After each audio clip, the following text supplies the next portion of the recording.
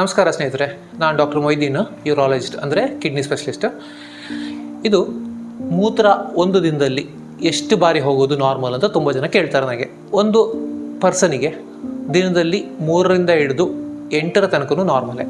ಅಂದರೆ ಬೆಳಗ್ಗೆದ್ದು ರಾತ್ರಿ ಮಲಗೋ ತನಕ 3ರಿಂದ ಹಿಡಿದು 8ರ ತನಕ ನಾರ್ಮಲ್. ಅದಕ್ಕಿಂತ ಹೆಚ್ಚಿದ್ದರೆ ಅದು ನಾರ್ಮಲ್ ಅಲ್ಲ.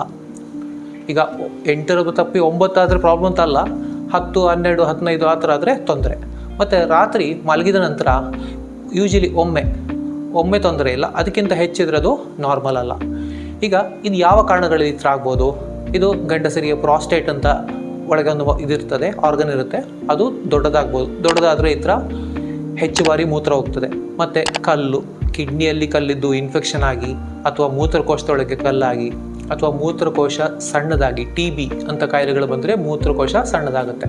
ಮತ್ತು ಮೂತ್ರಕೋಶದ ಕ್ಯಾನ್ಸರು, ಗೆಡ್ಡೆಗಳು, ಮತ್ತು ಮೂತ್ರನಾಳದಲ್ಲಿ ಬ್ಲಾಕ್, ಇಂಥವೆಲ್ಲ ಇದ್ದರೆ ಈ ಮೂತ್ರ ಪದೇ ಹೋಗೋದು ಸಹಜ.